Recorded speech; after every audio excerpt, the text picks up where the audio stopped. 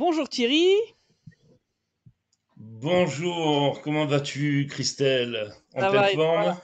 Oui, ça va. Écoute, Alors, on a eu des questions de nos auditeurs concernant eh bien, les grands changements qui ont lieu actuellement dans le monde et entre autres les mutations économiques et bancaires qui sont en train de se mettre en place en même temps que la multipolarité du monde.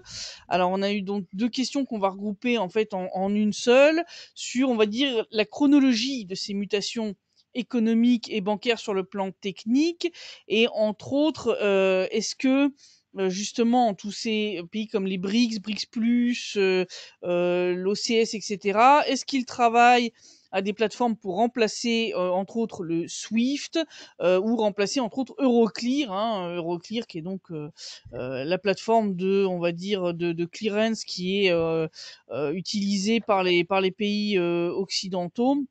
On va essayer de faire ça très court, très concis. Voilà, je sais que ça va être compliqué, mais voilà, qu'est-ce qui se passe? Quelles ont été les grandes étapes et qu'est-ce qui est en cours dans ce domaine-là, de ce changement, on va dire, de paradigme au niveau financier international? il va falloir faire un peu de backtracking, revenir un petit peu en arrière pour comprendre un peu l'évolution des systèmes financiers qui nous a amené en fait à cette fameuse crise, puisqu'en fait les gens ne comprennent pas une chose, c'est que ce qui se passe entre la Russie et l'Ukraine, c'est essentiellement, oui, pour eux, une crise socio-géopolitique. Mais si on essaye de regarder un petit peu au-dessus, en fait, on s'aperçoit d'une chose, que c'est une crise du dollar. Et on va essayer de comprendre tous les mécanismes qui nous ont amenés là. Alors, première mutation auquel on a assisté, c'était année 71, quand Nixon met en place en fait l'abandon de l'adossement du dollar à l'or. Donc ça voulait dire en d'autres termes qu'il fallait trouver une autre ressource qui permettait de justifier la valeur du dollar. Et c'est ce qui s'est passé d'ailleurs en 73-74, quand les États-Unis ont adossé le dollar au pétrole et bien sûr en échange d'assurer la sécurité de l'Arabie saoudite. Alors, en même temps que cet accord a été mis en place, ils ont stipulé que toutes les matières premières dans le monde entier devaient être échangées en dollars. Alors ça veut dire quoi? Ça veut dire que avant d'acheter quelque matière première que ce soit, il faut d'abord convertir sa propre devise en dollars. Et donc, de ce fait, on arrive à évaluer et à supporter la valeur du dollar, qui fait que, effectivement, la dette américaine est supportée et est particulièrement attractive. Donc les États-Unis ont fait un tour de force absolument incroyable, c'est d'avoir la capacité d'installer le dollar pour tous les échanges dans le monde entier.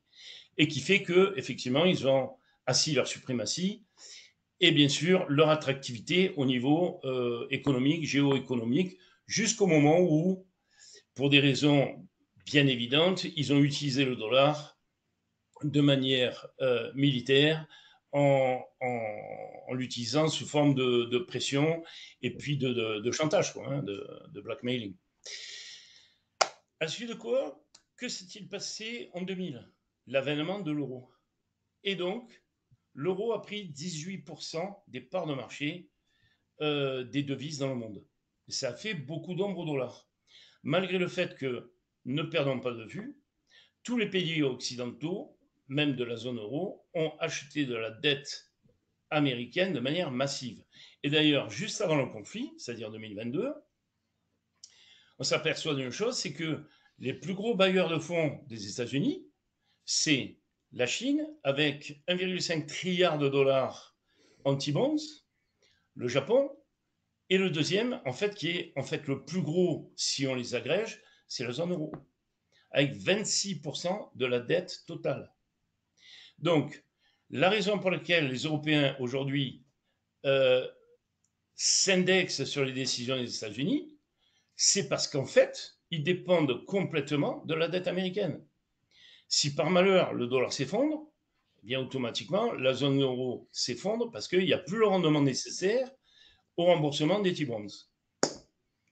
Alors bien sûr, coup d'état de Maïdan 2014-2016. Qu'est-ce qui se passe pendant cette période? Un, les sanctions commencent à tomber. Donc Vladimir Poutine, qui est quand même loin d'être stupide, comprend que de toute façon, à un moment donné, ce conflit va exploser.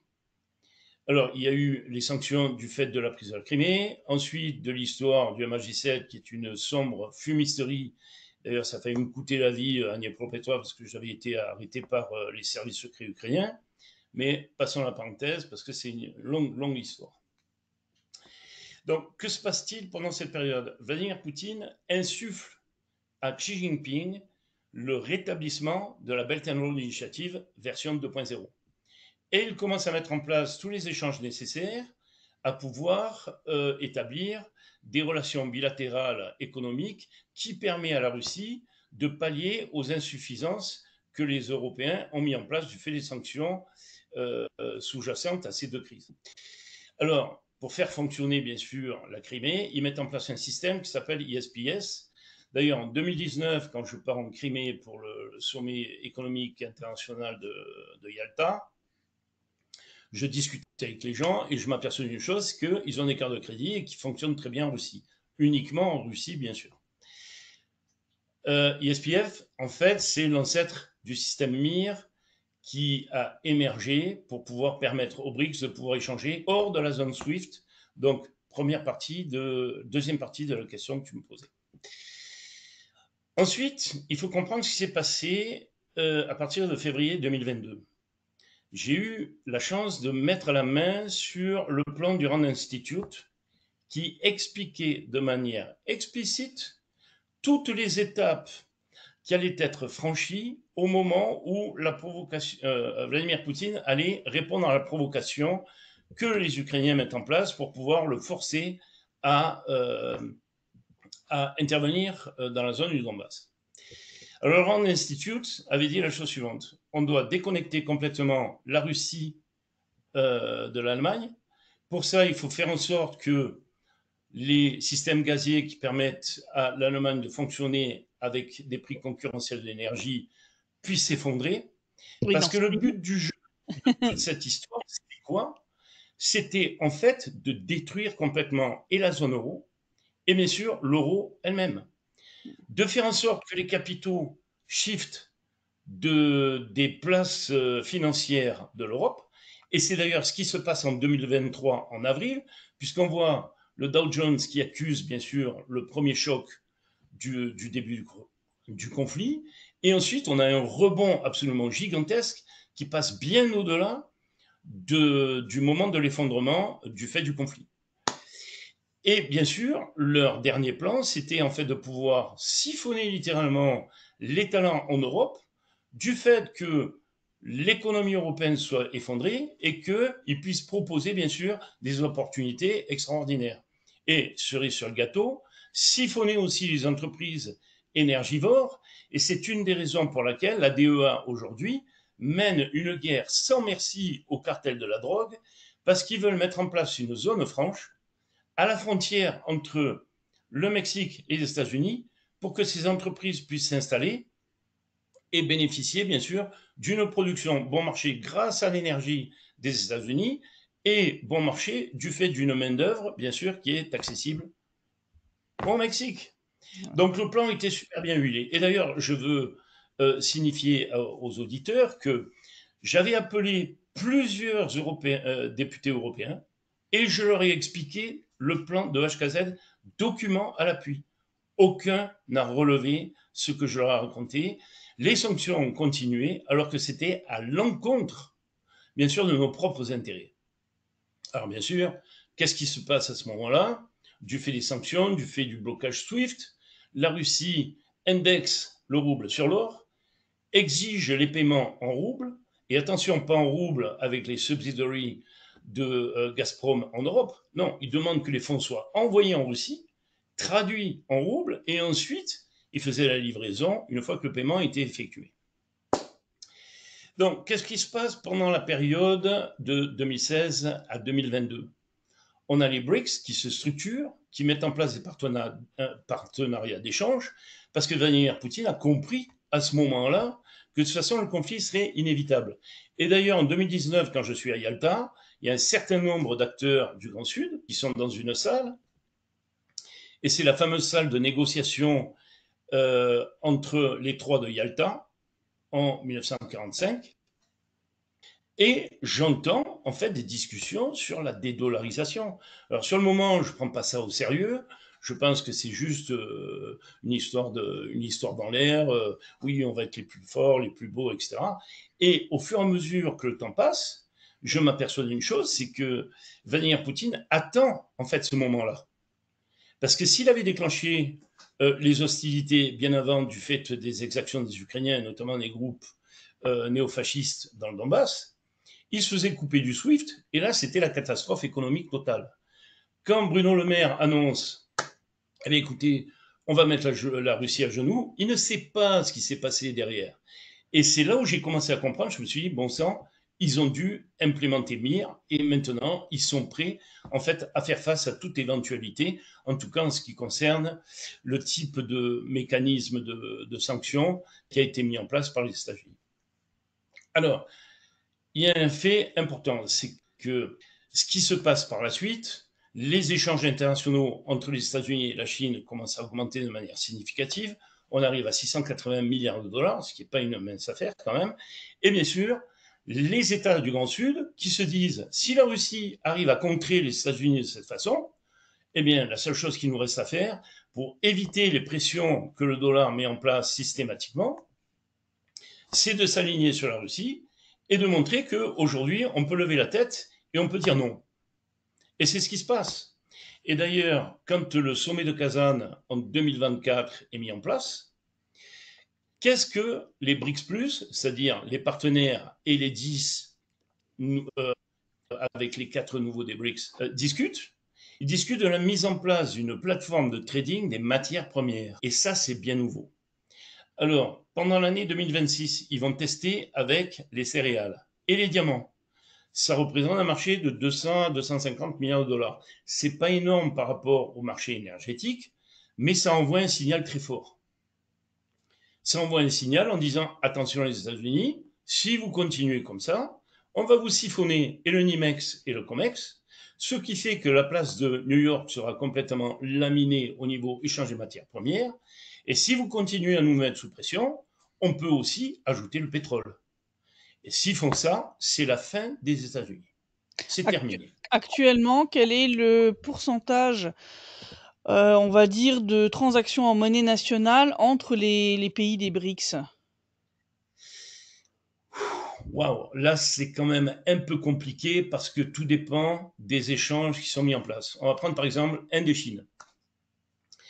La balance entre l'Inde et la Chine est au détriment de l'Inde. Pourquoi? Parce que tout ce que produit l'Inde, la Chine l'a produit avant.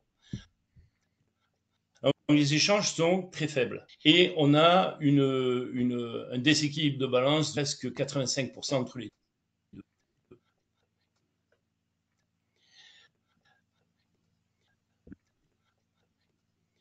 Le problème, c'est que quand l'Inde achète des marchandises en Chine en roupies, qu'est-ce que tu veux que la Chine fasse du fait que de toute façon, ils n'ont pas besoin de ce que eux produisent.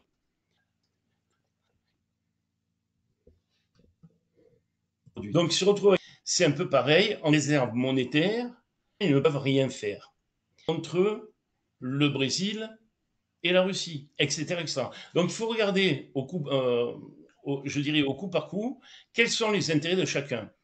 Et c'est la raison pour laquelle, aujourd'hui, l'intérêt que les BRICS auraient de mettre en place un token électronique qui serait constitué d'un panier de devises avec un adossement en partie sur l'or permettrait d'avoir une espèce de balance entre chaque devise et un token qui pourrait être utilisé en fait entre tous les participants à la plateforme. Alors, Gladiev, qui est l'ancien conseiller économique de Vladimir Poutine, a développé des travaux au mois de mai dans son bureau. On a pu. Et aujourd'hui, en fait, ce qui se passe, c'est que les banques centrales discutent de chacun des protagonistes au sein des BRICS, mettent un peu le pied sur le frein parce que ça pose un problème d'administration de la devise elle-même. Et ce que je proposais à ceux qui a de la GEF, c'est de À partir du moment où vous avez mis en place, il faut que vous fassiez, c'est de pouvoir réévaluer le panier de devises et d'or avec une composante qui mettrait en valeur les échanges qui ont été effectués sur des commodités bien précises. Et ce qui fait qu'en fait, on aurait une devise qui serait supportée et par les autres, enfin un token qui serait supporté et par les autres devises, et par l'or, et par le fait que la plateforme opère dans cette devise et accroît sa valeur potentielle. Alors, c'est quelque chose sur lequel ils réfléchissent. Ah, maintenant, je ne suis pas dans leur petit papier et je ne sais pas si ça va se faire, mais le fait est que ça permettrait de rebalancer en fait les échanges entre les différents protagonistes et surtout quand il y a des déséquilibres d'échanges comme entre la Chine et le Brésil, la Chine et l'Inde. Et l'Inde. Alors, Est-ce où est-ce qu'ils en qu'actuellement, sont aujourd'hui? C'est que est-ce que oui, actuellement les pays des BRICS sont une alternative à SWIFT, par exemple? ça s'appelle MIR et ils l'utilisent pas de manière exhaustive, mais c'est en train de se mettre en place. Ceci dit, réfléchissons 5 minutes. Ils ne vont pas s'exposer auprès de leurs protagonistes opposés de telle manière à ce qu'ils puissent continuer à mettre en place leurs mécanismes dans l'ombre et le cas échéant, un de ces 4 matins, dire maintenant voilà comment ça va se passer. Le fait est que le nombre de la valeur du dollar aujourd'hui est en train de s'effondrer. Pourquoi? Parce qu'il y a moins de demandes. Trump a mis en place une politique extérieure avec les différents partenaires qu'il avait, qui va à l'encontre de ses propres intérêts. Et c'est ça que j'arrive pas à bien comprendre. Alors, sa stratégie est de dire je veux réindustrialiser les États-Unis de telle manière à ce qu'on puisse échanger de marchandise à marchandise. Mais ça ne marche pas comme ça. Pendant 30 ans, ils ont littéralement laminé les États-Unis, ils ont poussé toute leur production en Chine et puis en Asie du Sud-Est. Donc, qu'est-ce qui se passe? Ces gens-là ne produisent plus de valeur, en tout cas valeur industrielle. Et ils souhaiteraient que d'un coup, les États-Unis se réindustrialisent. Mais ça ne prend pas 2 ans, ça ne prend pas 5 ans, ça va prendre 20 ans. Sachant qu'il va falloir reformer les gens, sachant qu'il va falloir les motiver à venir dans le manufacturing. Et c'est pas sûr que les jeunes aujourd'hui aux États-Unis soient si friands de ce type de job. Ils veulent être des financiers, ils veulent des influenceurs, des médecins, des avocats, des traders. Mais franchement, le manufacturing, c'est pas leur tasse de thé. Et d'ailleurs, il y a des sondages qui ont été faits aux États-Unis par Richard Wolff, qui est un des plus grands économistes là-bas, et qui disait, mais les jeunes gens en ont strictement rien à faire. Et donc là, En plus de la ça, dédollarisation, elle est déjà en route, en fait. Et enfin, on a l'impression que c'est un phénomène inévitable, en fait. je pense, et j'ai discuté d'ailleurs avec un certain nombre de ces acteurs économiques à très haut niveau, je pense que la valeur enfin le pourcentage de dollars dans le monde d'ici 5 à 10 ans va s'effondrer aux environs de 48%. Donc ce sera quand même une devise majeure, parce que les États-Unis étant un gros marché, si les différents pays dans le monde veulent échanger avec eux, ça ne se fera pas en roupies, et donc ils utiliseront le dollar. Ceci dit, il y a quand même un sacré problème au niveau de la dette américaine, c'est qu'ils ont atteint des sommets qui sont tellement stratosphériques qu'ils en arrivent à un stade où ils sont dans ce qu'on appelle une spirale de dette, ou une debt trap. Et ce qui se passe, c'est que euh, du fait des intérêts de la dette, ils sont obligés d'émettre de la devise grâce à la Banque fédérale pour pouvoir rembourser leur propre dette. Donc, ils n'ont pas le service qui va permettre de générer de la valeur. C'est un désastre final. Et en plus de ça, il faut savoir une chose, qu'un grand nombre d'acteurs principaux dans le monde n'achètent plus de dette américaine. Ce qui s'est passé, par exemple, avec le Japon. B7, B7 a téléphoné au président de la Banque centrale japonaise en lui disant combien de dettes tu vas nous acheter cette année. Là, tu as dit écoute, j'arrive pas à lever de dette pour moi-même. Pourquoi est-ce que je devrais acheter ta dette à toi? Donc, ça veut dire en d'autres termes qu'un des plus gros bailleurs de la dette américaine n'achètera pas de dette cette année. Et ça, c'est un problème énorme parce que à partir, c'est l'histoire de l'offre et de la demande. Si il n'y a pas de demande en dollars, eh bien, la valeur du dollar s'effondre. Et que se passe-t-il en conséquence? Eh bien, ça génère une inflation exogène. Or, ce que veut Trump, c'est arriver à endiguer l'inflation aux États-Unis. Mmh. Mais les politiques qu'il adopte aujourd'hui sont complètement antinomiques en regard du but qu'il veut achever. Donc, comment ça va se terminer cette histoire? Bien, c'est très simple. Soit les États-Unis comprennent que leur politique de la terreur par le dollar doit s'arrêter immédiatement. On peut le voir avec les dernières pressions qu'il a mises sur l'Europe pour mettre des tarifs sur la Chine de 100% en regard de leurs produits. C'est complètement débile. Et ce qui va se passer, c'est que soit ils comprennent que cette politique-là doit s'arrêter et il faut absolument qu'ils coopèrent avec tous les autres, soit ils vont aller au fond du trou. Et au fond du trou, ça veut dire en d'autres termes que nous-mêmes, Européens, du fait de la possession de la dette américaine, eh ben, on partira avec. Avec Voilà. effet domino. Bah, écoute, merci beaucoup Thierry. Vraiment, très, très intéressant. Merci de nous avoir accordé ce temps pour expliquer tout ça, et puis, bah, on se reverra Un peu certainement technique, hein, pour là. d'autres analyses sur ce genre de sujet. Voilà. Ben, écoute, Christelle, je te souhaite de passer une bonne journée et c'est toujours un plaisir de discuter avec toi.